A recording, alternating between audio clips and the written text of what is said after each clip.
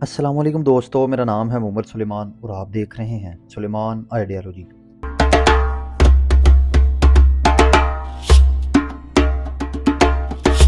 तो ये बात है 2 जनवरी 1965 की।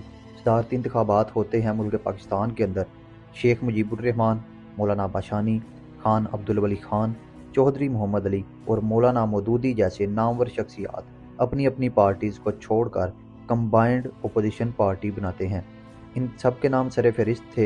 इन तमाम रहनुमाओं ने इत्तेहाद बनाकर इलेक्शन लड़ने की तैयारी की और एक तंजीम बनाई जिसका नाम कंबाइंड अपोजिशन पार्टी रखा गया। इसका वाहिद मकसद अयूब खान को सदारत से हटाया जाना था। इसके लिए सबसे पहला नाम जनरल आज़म खान का था, जो कि मगरबी और मशरकी पाकिस्तान में बहुत ज़्यादा मकबूल थे। जनरल आज़म खान के मुतल्लिक़ मैं आपको बताता चलूँ तो ये मगरबी पाकिस्तान में बहुत ज़्यादा रुतबा रखते थे और ये गवर्नर जनरल भी रह चुके थे मौजूदा बांग्लादेश के। अगर उस वक्त जनरल आज़म खान जैसा नामवर शख्स सदारती इंतखाबात में खड़ा हो जाता तो सदर अयूब खान को सदारत से हाथ धोना पड़ जाता। लेकिन यहाँ पर भुट्टो ने एक बहुत ही गलीज चाल चली। कंबाइंड ओपोजिशन पार्टी के रुकन मिस्टर मसीहुर रहमान जुल्फ़िकार अली भुट्टो के बहुत करीबी दोस्त थे और मौलाना बाशानी, जो कि उस वक्त अवामी लीग के चेयरमैन थे, उनके भी बहुत बड़े दस्ते राज थे। भुट्टो ने इसी कुर्बत का फ़ायदा उठाया और मिस्टर मसीहुर रहमान को 5 लाख रुपए में ख़रीद लिया और उनसे कहा कि आप किसी न किसी तरीके से कंबाइंड ओपोजिशन पार्टी में फूट डालें। और इसी तरह से कुछ लोग ये कहते हैं कि मौलाना बाशानी ने भी 5 लाख रुपए में से हिस्सा लिया था। रिश्वत देने के बाद भुट्टो ने कहा कि सदारत के लिए किसी ऐसे शख्स को कंबाइंड पार्टी नामजद करे जिसका मार्शल लॉ से कोई तल्लक ना हो।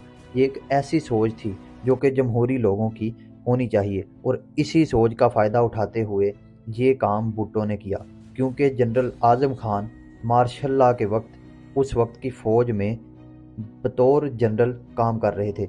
इसी सोच को मिस्टर मसीहुर रहमान ने तमाम पार्टियों में रखा और कहा कि जनरल आज़म खान तो मार्शल लॉ लगाते वक्त उस वक्त जर्नैल थे। इस तरह जनरल आज़म खान को रास्ते से हटा दिया गया। फिर मिस फ़ातिमा जिनाह को आगे लेकर आया गया। कहा जाता है कि फ़ातिमा जिनाह से लोग इतनी मोहब्बत करते थे कि लाहौर की औरतें फ़ातिमा जिनाह जैसा लिबास सिलवाने के लिए दर्जियों के पास पहुंच गईं। एक बार तो दरिया पार करने के लिए 2 गाड़ियां पहुंची तो कश्ती वालों ने कहा कि हमारे पास मौजूदा तौर पर लकड़ियां नहीं कि हम उस लकड़ियों पर रख कर आपकी गाड़ियों को दरिया पार करवा दें। लेकिन जैसे ही उन्होंने कहा कि हम फ़ातिमा जिनाह को लेने जा रहे हैं तो लोगों ने कहा कि इस तरह कहें कि हम अपनी कंधों पर गाड़ियों को लेकर जाएं। फिर जल्द जल्द इंतज़ाम किया गया और फ़ातिमा जिनाह की गाड़ियों को दरिया पार करवाया गया। सदर अयूब खान ने मिस फ़ातिमा जिनाह पर गलीज़ लफ्ज़ों की बौछार भी की।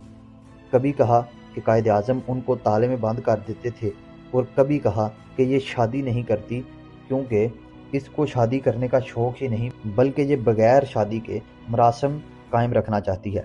इसके मुतल्लिक़ भी बहुत ज़्यादा प्रोपेगेंडा हुआ, लेकिन क्योंकि उस वक्त इलेक्शन का दौर था इसलिए इस बात को ज़्यादा बढ़ावा नहीं मिला। लेकिन ये बात जब मिस फ़ातिमा जिनाह मादरे मिल्लत तक पहुंची तो उन्होंने ऐसी बातों का बहुत ही बर्दाश्त के साथ जवाब दिया और उन्होंने इस बात पर किसी किस्म की कोई रोशनी नहीं डाली। इसी वजह से लोगों में उनका मुकाम और भी बढ़ गया।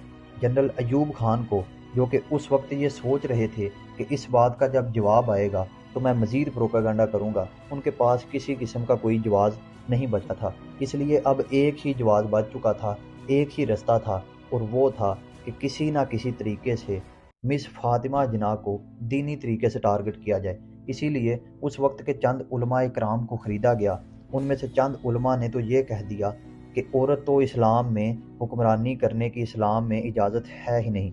दूसरी तरफ उस वक्त के एक बहुत बड़े आलिम दीन और पीर साहब, जिनका मैं नाम यहाँ पर नहीं लूँगा, उन्होंने तो ये तक कह डाला कि मुझे कशफ के ज़रिए इल्हाम हुआ है कि मिस फ़ातिमा जिनाह की हुकूमत पाकिस्तान के लिए अच्छी नहीं।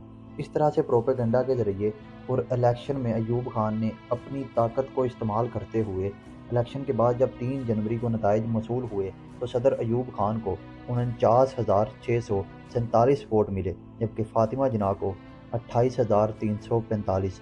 ज़ाहिर तो सदर अयूब खान ये सारा मार्का जीत चुके थे, लेकिन अवाम की नज़रों में وہ ہارا ہوا شخص تھا، کیونکہ دھاندلی کے ذریعے یہ سارا الیکشن جیتا گیا۔ اور اس کے متعلق ان کے اپنے پرسنل سیکرٹری گوہر الطاف نے اپنی کتاب میں لکھا ہے کہ یہ سارا کام جتنا بھی الیکشن میں ڈالا گیا یہ سب دھاندلی کا نتیجہ تھا۔